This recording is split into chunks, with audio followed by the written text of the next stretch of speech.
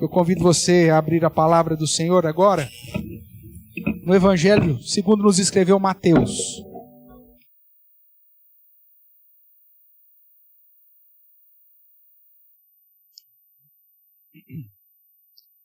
Nós vamos relembrar mensagem que já compartilhei com os irmãos desse texto, há 2 anos atrás, que trata do nascimento de Jesus. Nós vamos aproveitar esses finais de semana, esse e o próximo, né? Antes aí da virada do ano, para tratarmos a respeito da pessoa de Jesus, do nascimento de Jesus, começando hoje e no próximo domingo, com o culto de Natal, onde desde já você já está convocado e convidado para estarmos estudando mais sobre a pessoa de Jesus Cristo, em especial a obra que com o seu nascimento ele teve condições de realizar. Então hoje nós vamos relembrar aí a leitura, inclusive, de Mateus capítulo 1, do verso 18 até o verso de número 25. Eu convido você a acompanhar a leitura, que diz assim: Ora, o nascimento de Jesus Cristo foi assim. Estando Maria, sua mãe, desposada com José, sem que tivesse antes coabitado, achou-se grávida pelo Espírito Santo. Mas José, seu esposo, sendo justo e não a querendo infamar, resolveu deixá-la secretamente. Enquanto ponderava nessas coisas, eis que lhe apareceu em sonho um anjo do Senhor dizendo: José, filho de Davi, não temas receber Maria, tua mulher, porque o que nela foi gerado é do Espírito Santo. Ela dará à luz um filho, e lhe porás o nome de Jesus, porque ele salvará o seu povo dos pecados deles. Ora, tudo isto aconteceu para que se cumprisse o que fora dito pelo Senhor por intermédio do profeta. Eis que a virgem conceberá e dará à luz um filho, e lhe será chamado pelo nome de Emanuel, que quer dizer Deus conosco. Despertado José do sono, fez como lhe ordenara o anjo do Senhor e recebeu sua mulher. Contudo, não a conheceu enquanto ela não deu à luz um filho, a quem pôs o nome de Jesus. Vamos orar mais uma vez? Ó Deus de amor, Pai querido, nós bendizemos o Teu santo nome pela Tua palavra, pelo registro histórico, ó Deus, desse fato que mudou completamente o nosso destino e que nos ensina a respeito do Teu poder, da Tua grandeza, dos Teus atributos e da Tua soberania.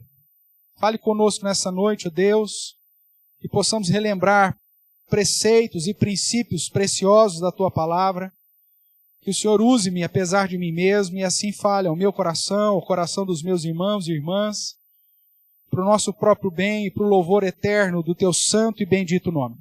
Fique conosco, é o que clamamos em Cristo Jesus. Amém.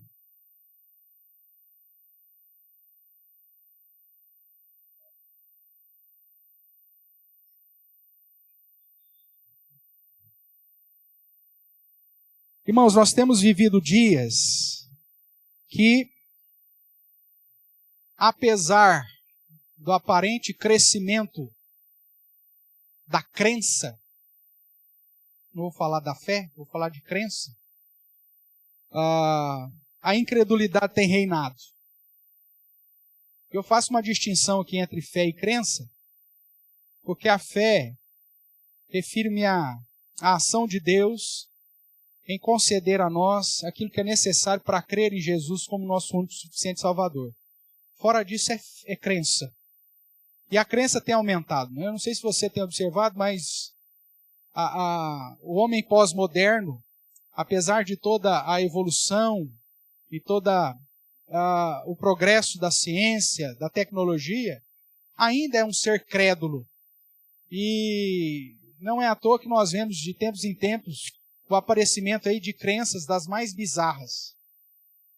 Você encontra gente crendo em coisas extremamente absurdas, sem amparo lógico nenhum, sem conhecimento nem mesmo das questões mais simples do dia a dia e que desprezam aquilo que foi revelado desde muito tempo, há milênios, e que minuciosamente tem se demonstrado efetivo, verdadeiro e como vindo, de fato, do Criador, daquele que fez todas as coisas. Então, a cada dia, apesar desse crescimento da crença, a incredulidade no verdadeiro Deus tem sido reinante. Mais e mais nós temos ouvido sobre o fato histórico do nascimento de Jesus e as pessoas, inclusive, têm tentado desprezar esse fato histórico. Né? É algo que muita gente, durante a história da humanidade, se debruçou para tentar derrubar. E todos aqueles que, de uma maneira sincera, fizeram essa tarefa, acabaram sendo confrontados e até muitos desses, de fato, foram convertidos verdadeiramente ao Senhor Jesus como único e verdadeiro Deus. Existe um escritor estadunidense, já faz tempo que eu não acompanho, mas acredito que ainda está vivo, Joseph McDowell. Ele, um jurista americano, um professor universitário, com títulos em várias áreas, e ele se propôs a fazer uma tese de doutorado para comprovar cientificamente que Jesus Cristo era uma farsa, que a história de Jesus Cristo era uma farsa e que, portanto, toda a base que fundamenta o cristianismo estava fundamentada numa grande mentira. E ele escreve, portanto, o seu segundo livro, Provas que Exigem um Veredito, e nessa pesquisa que ele faz, e nessa gama de tentar desmascarar a Jesus e a fé cristã, ele acaba se deparando com fatos tão verdadeiros e tão irrefutáveis que ele se entrega a Jesus como Senhor e Salvador e se torna um pregador, talvez muito conhecido entre os adventistas americanos, mas acaba permeando aí várias outras denominações e acaba escrevendo vários livros em defesa da fé, livros de apologética. Irmãos, muitos, aqueles que sinceramente resolveram depositar os seus esforços na tentativa de estudar seriamente, não o Jesus da Bíblia, mas o Jesus histórico, e o fez de uma maneira isenta dos seus próprios desejos e inclinações, todos esses foram impactados pela história do Senhor Jesus. Nós somos privilegiados, porque nós não precisamos olhar para nenhuma outra perspectiva histórica ou científica para entender que a Bíblia tem razão. Que aquilo que a palavra de Deus de fato revela vem do próprio Senhor, vem do próprio Criador.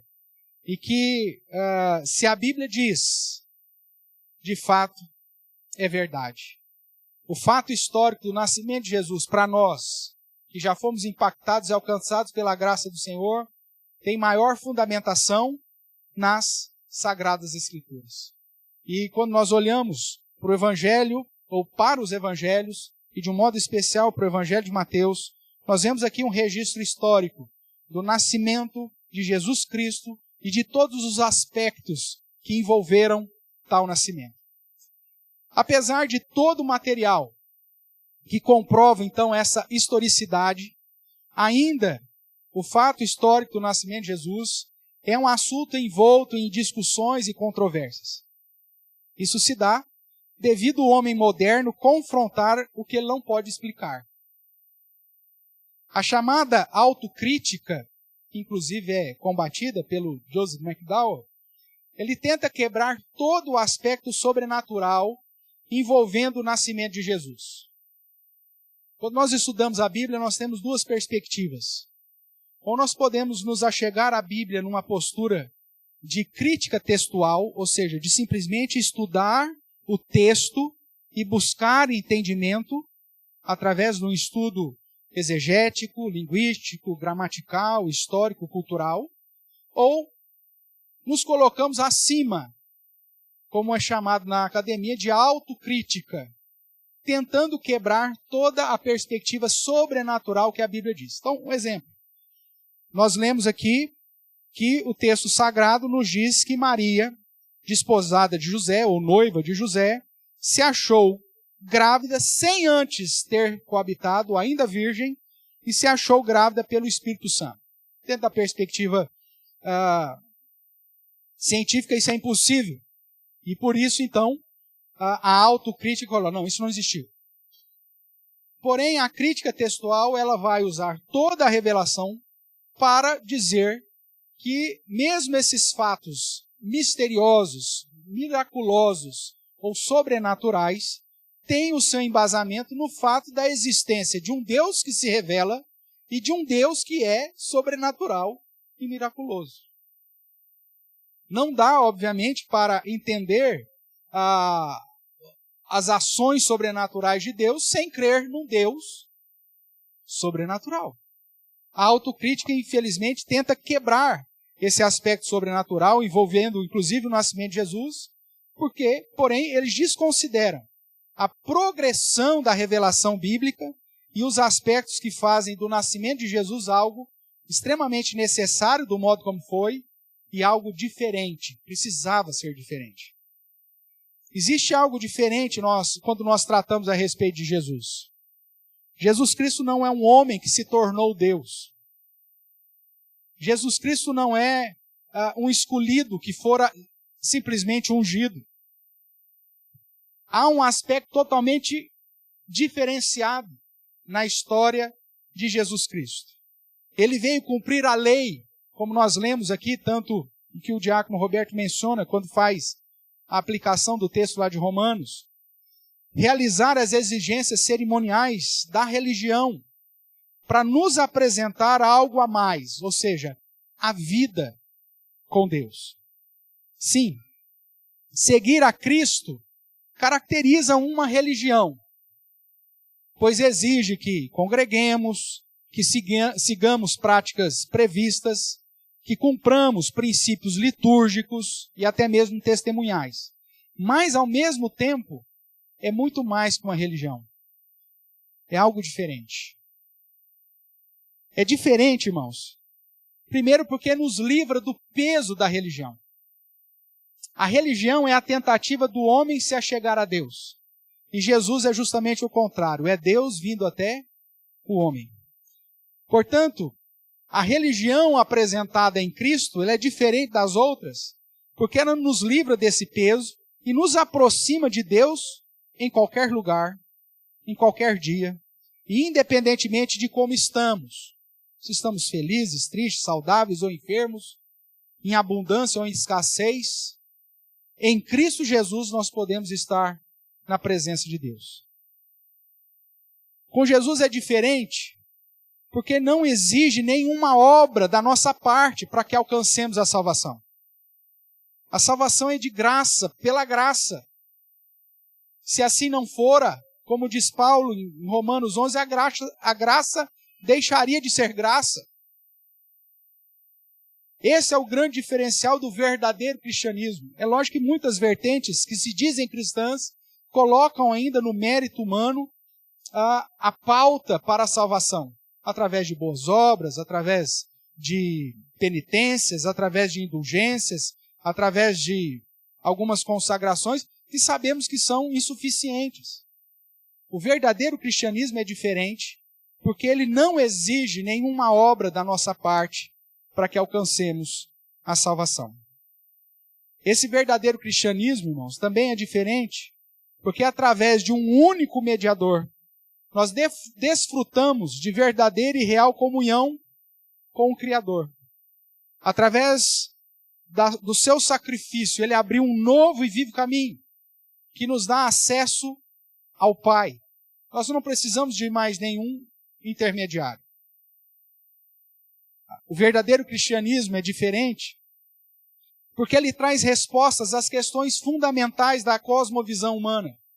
de um modo pleno e sem igual. Somente com a perspectiva e as respostas em Cristo Jesus é possível entender de onde viemos, quem somos, por que fomos criados, por que sofremos, morremos, por que existe mal nesse mundo e por que então houve a necessidade de um mediador, um redentor, pagar um alto e sublime preço para nos reconciliar com Deus. O verdadeiro cristianismo é diferente porque ele une aspectos humanos, físicos, naturais, espirituais e sobrenaturais numa obra redentiva sem igual, numa obra redentiva nunca vista, numa obra redentiva insólita. O verdadeiro cristianismo é diferente porque coloca a obra da redenção nas mãos do único que pode nos salvar, exaltando a sua pessoa, exaltando a sua obra, exaltando seus atributos, exaltando os seus ensinos, em detrimento da arrogância humana, como se nós pudéssemos dar um jeito e nos salvar a nós mesmos. O verdadeiro cristianismo, irmãos, é a obra de Cristo realizada em nosso lugar. E a obra de Jesus Cristo é diferente. Sua proposta de vida com Deus difere de toda e de qualquer outra religião. Pois os ensinos de Cristo nascem no coração do próprio Deus, e não fruto das elucidações humanas e da construção do coração humano, que, como a própria Bíblia diz, está mergulhado em depravação espiritual. Em especial, o nascimento de Jesus Cristo demonstra o quanto tudo é diferente e quanto se trata da própria pessoa dele.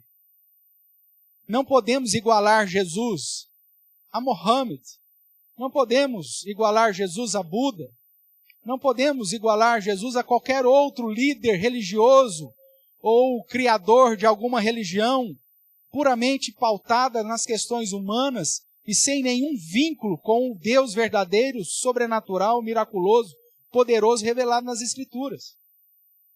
Nenhum desses homens pode ser comparado ao Deus encarnado. E Jesus se diferencia deles em todos os aspectos. Jesus está numa prateleira maior, numa única e excelsa, num patamar inatingível, inigualável. Jesus Cristo é diferente, e isso fica demonstrado desde o seu nascimento. O nascimento de Jesus Cristo serve para nos afirmar o quão diferente também é segui-lo. Pois somente em seu nascimento nós notamos vários aspectos relevantes.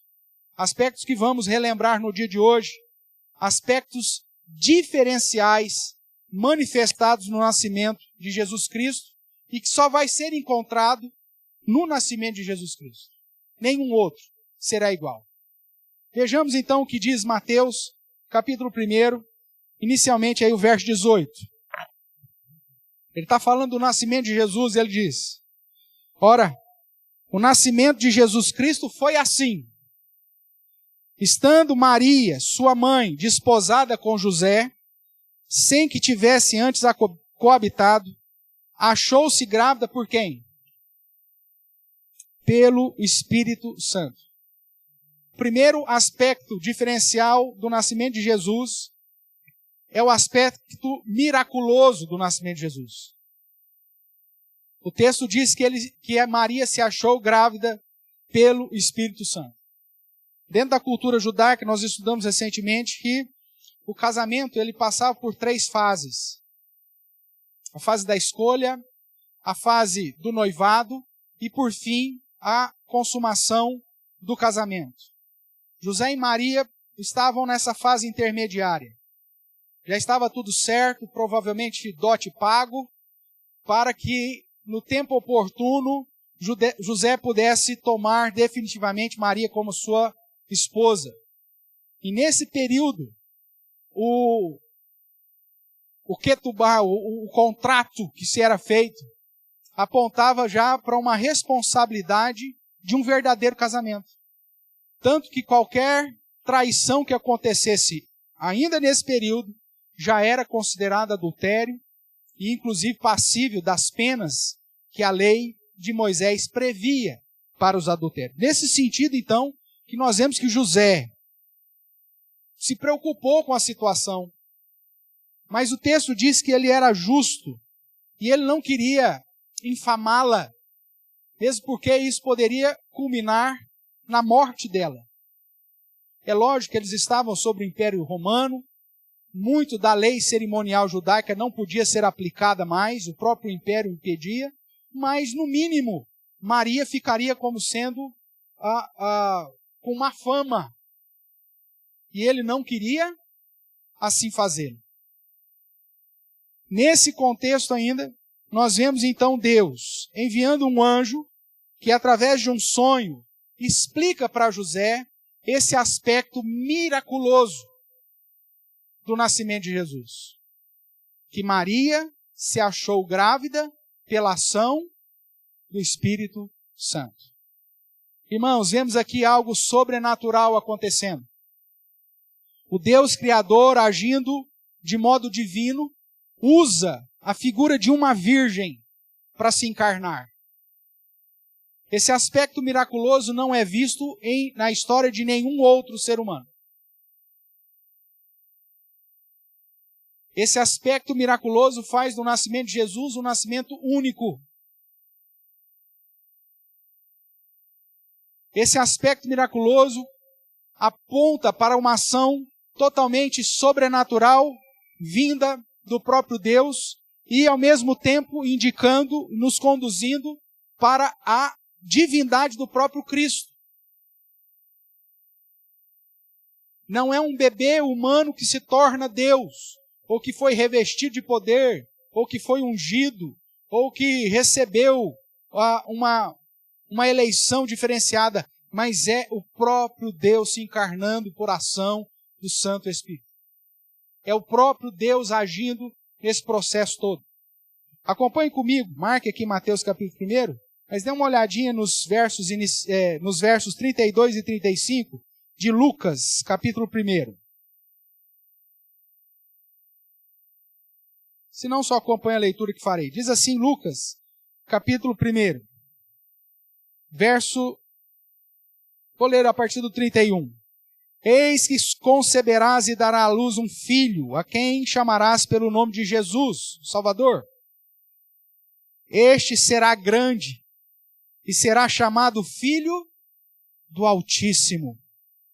Deus, o Senhor, lhe dará o trono de Davi, seu pai.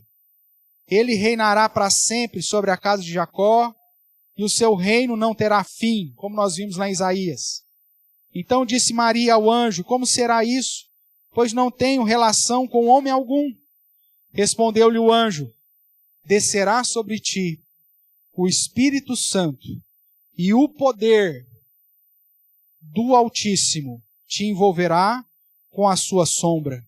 Por isso também, o ente santo que há de nascer será chamado Filho de Deus. Voltando para Mateus, o primeiro aspecto do nascimento de Jesus, irmãos, é esse aspecto miraculoso, sobrenatural. O nascimento de Jesus é um evento, portanto, sobrenatural, desde a sua revelação até a sua consumação.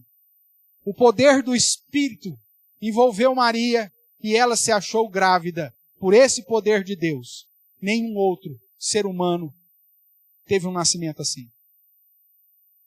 O nascimento de Jesus é um nascimento miraculoso, sobrenatural, e faz dele o único ser diferente em toda a nossa existência e história. Olhando ainda para Mateus, além do aspecto miraculoso, no verso 19 e 20, nós vamos encontrar assim. Mas José, seu esposo, sendo justo e não a querendo infamar, resolveu deixá-la secretamente. Enquanto ponderava nessas coisas, eis que lhe apareceu em sonho um anjo do Senhor dizendo, José, filho de Davi, não temas receber Maria, tua mulher, porque o que nela foi gerado é do Espírito Santo. ela dará à luz um filho, e lhe porás o nome de Jesus, porque ele fará o quê? Salvará o seu povo dos pecados deles. O segundo aspecto, irmãos, do nascimento de Jesus, além do aspecto miraculoso, é um aspecto redentivo. Desde sempre foi indicado que o próprio Deus viria para salvar. E que Jesus teria que se tornar como um bebê, um homem, se encarnar, com o objetivo de salvar o seu povo dos pecados deles. Um aspecto totalmente de salvação, um aspecto de redenção. O fato de um anjo ser aqui o mensageiro da revelação ao casal escolhido, transmite que o Messias, o Cristo, o ungido, teria em seu ministério uma atuação completa. É o Deus encarnado. Foi revelado que Jesus também seria descendente de Davi. E é por isso que é dito aqui a José. O anjo dessa forma o chama. José, filho de Davi. A ideia, irmãos, da escolha desse casal passa pelo aspecto redentivo. Desde o início de tudo, Deus havia determinado que o descendente da mulher seria aquele que traria a salvação. E que esse descendente da mulher teria que vir do povo de Israel.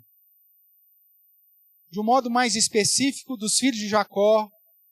E de um modo mais específico ainda, da descendência de Judá, passando como sucessor de Davi, nascendo em Belém Efrata. Milênios de revelação que apontava para um único ser. Ninguém na face da terra, em momento algum, poderia puxar para si todos os aspectos que foram revelados, apontando para a figura do Redentor. Jesus, na expectativa humana, precisaria nascer como filho de José. José era da linhagem de Davi.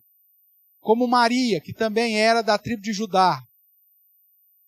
Este casal foi escolhido, separado, determinado por Deus, porque havia um aspecto redentivo para ser aplicado da linhagem de Davi como instrumento para salvar o seu povo do pecado deles. Não apenas como rei, não apenas como profeta, mas como sacerdote e sacrifício, como aquele que permitiria que a redenção fosse aplicada de uma maneira completa.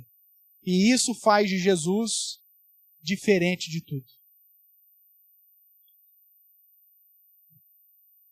O Deus homem, capaz de suprir todas as necessidades em cada parte.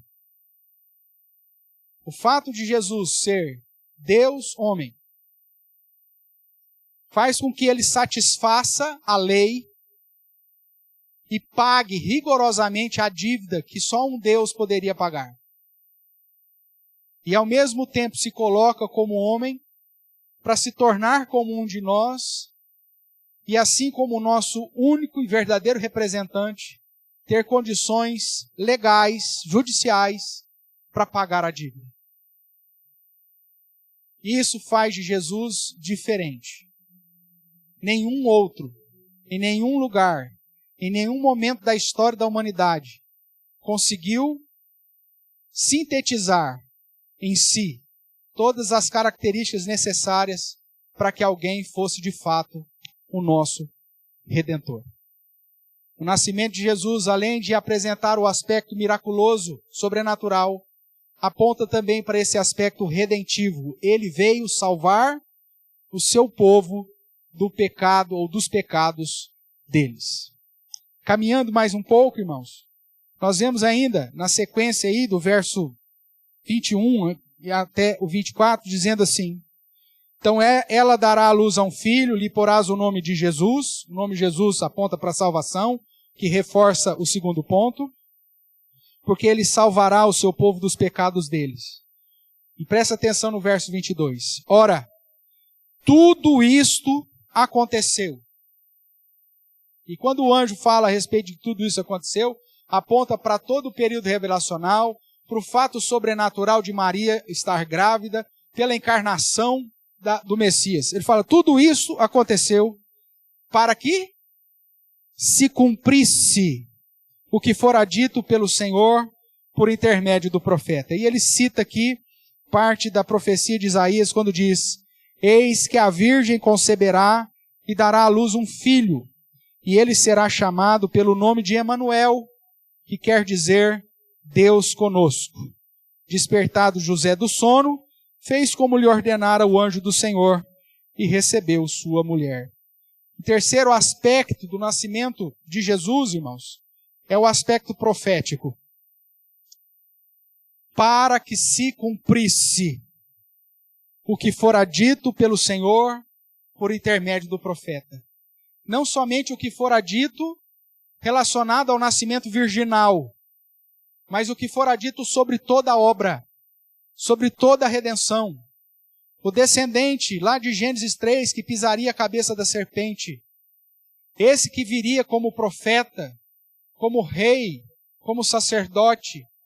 Esse que viria como mediador, como redentor, salvador. Todo o progresso dos quase 6.000 anos que existimos. Todo o processo de pelo menos 4.000 anos até o cumprimento da profecia estava sendo aplicado e cumprido conforme Deus havia determinado. Isso faz de Jesus algo diferente. Alguém diferente. Inigualável. Alguém que, para a maioria das pessoas, é incompreensível. E que somente através da própria ação de Deus é que podemos reconhecer Ele como de fato Ele é. Deus de Deus. Único Senhor e Salvador. E digno de toda adoração. Quando o anjo revela ou profetiza sobre a missão de Jesus, ele trata do cumprimento da promessa.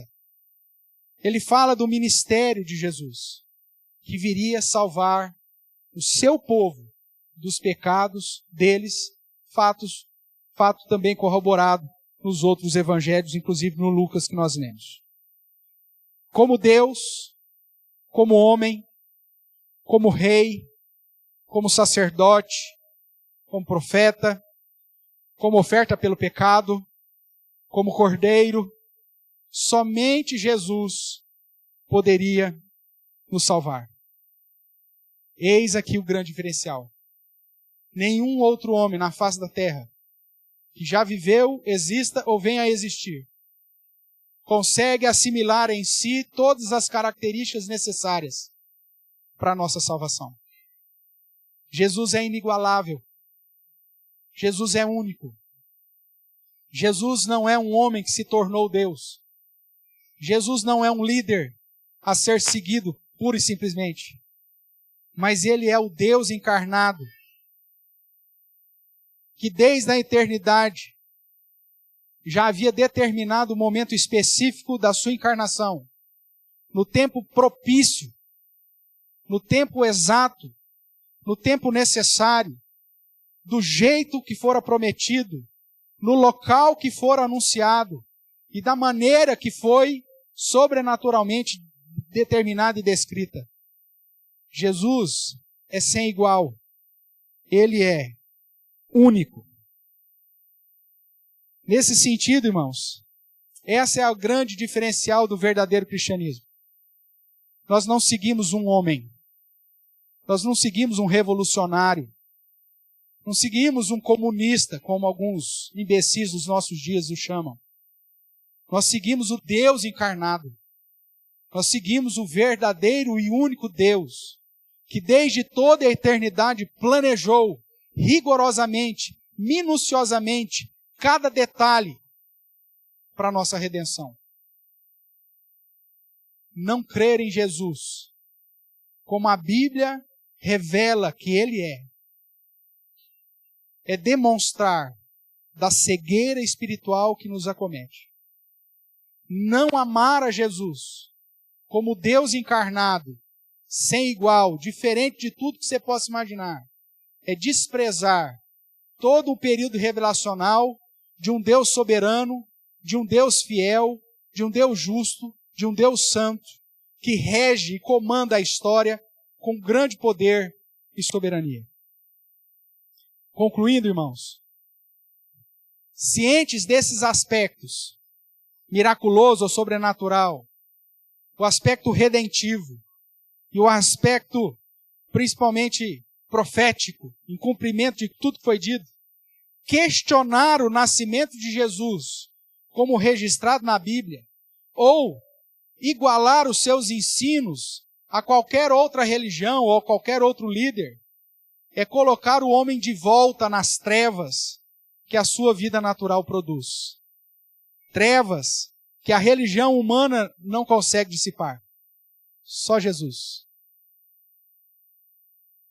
Questionar o nascimento de Jesus como registrado na Bíblia é condenar o homem a padecer sem luz, sem esperança e sem motivos para viver.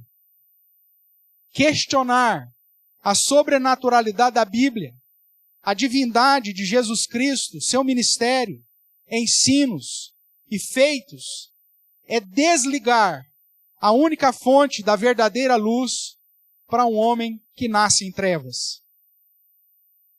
Jesus, portanto, não é religião. É muito mais que isso. Jesus é diferente. Ele é o Deus encarnado, prometido por séculos, que veio como o único caminho para nos religar ao Pai. Nele, e somente nele, temos vida, paz, justificação e salvação. É lógico que você ainda pode colocá-lo no mesmo pacote de outros ditos salvadores.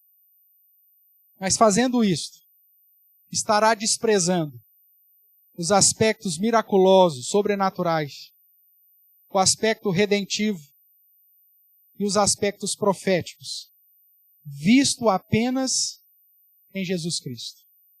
Acompanhe esses dois textos do Evangelho de João comigo, que tratam a respeito da sua obra e a respeito de quem ele é. João capítulo 1, dos versos 12 a 14.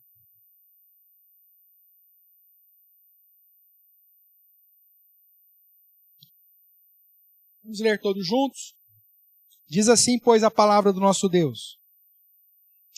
Mas a todos quanto o receberam, deu-lhes o poder de serem feitos filhos de Deus, a saber, aos que creem no seu nome, os quais não nasceram do sangue, nem da vontade da carne, nem da vontade do homem, mas de Deus. E o Verbo se fez carne e habitou entre nós, cheio de graça e de verdade, e vimos a sua glória, glória como do unigênito do Pai. Não podemos crer nele pela vontade nossa própria, da vontade da carne, nem porque alguém queira, ou porque nascemos descendentes de uma certa etnia, mas até para crermos neles precisamos ser alvos da vontade de Deus. E isso faz dos discípulos de Cristo também algo diferente.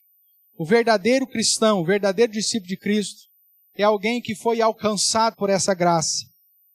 Foi alcançado pelo próprio Deus, que nasceu da vontade de Deus, não da vontade da carne, do sangue ou nem do homem. E que foi dado a eles o poder de serem feitos filhos de Deus. Como nós lemos em Romanos, capítulo 10, obviamente que nós devemos confessar Jesus como nosso Senhor e Salvador. Se confessarmos com os nossos lábios e crermos em nosso coração da sua vitória, da sua ressurreição, o texto sagrado de Romanos diz que seremos salvos, pois só existe verdadeira salvação em Jesus. Veja o que ele diz em João 14, verso 6. Provavelmente você sabe de cor, mas vamos ler lá, todos juntos. Jesus é diferenciado, irmãos, ele é diferente de tudo.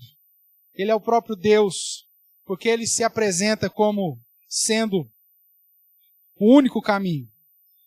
a verdade e a vida. Ele diz assim, todos juntos, João 14, verso 6.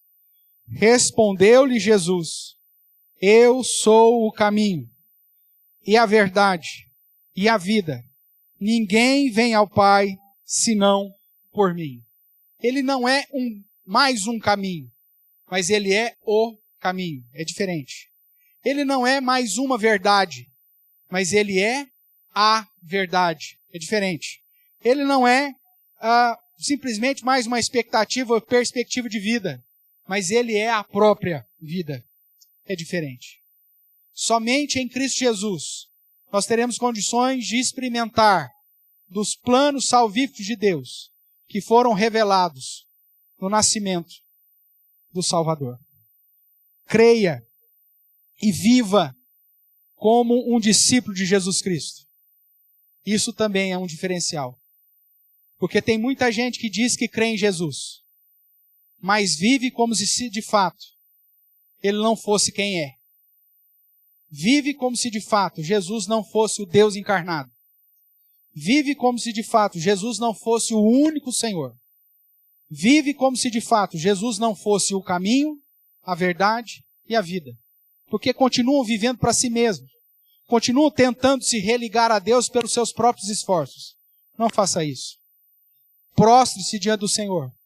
Confesse com os seus lábios que Ele é o seu Senhor. Creia no seu coração que Deus o ressuscitou dentre os mortos. Invoque-o. E a palavra te garante que você será salvo. Para terminar, Mateus capítulo 11.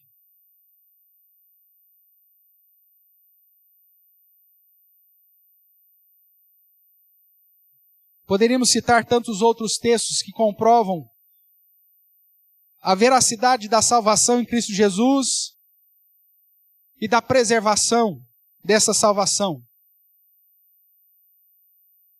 Mas de um modo especial, Mateus capítulo 11, versos de número 28, chama a atenção para que possamos não apenas ouvir sobre o fato de que Jesus é diferente, mas que possamos nos achegar a Ele, uma vez que ouvimos a sua voz. Ele mesmo nos diz, todos juntos, verso 28 a 30. Vinde a mim, todos os que estáis cansados e sobrecarregados, e eu vos aliviarei. Tomai sobre vós o meu jugo e aprendei de mim, porque sou manso e humilde de coração, e achareis descanso para a vossa alma, porque o meu jugo é suave e o meu fardo é leve. Talvez você tenha procurado paz, tranquilidade, comunhão com Deus, respostas aos seus questionamentos mais intrínsecos em outros homens. Talvez você tenha procurado isso até mesmo em Jesus, mas considerando-o como um homem qualquer. A palavra de Deus, a história, os feitos dele na história, o testemunho de testemunhas oculares, de pessoas que vivenciaram o ministério terreno de Jesus, comprovam e corroboram que ele é diferente. Ele é o Deus encarnado, o nosso Salvador, o único digno de todo louvor, de toda honra e de toda adoração. Viva de acordo com esse diferencial. E que Deus nos abençoe. Amém?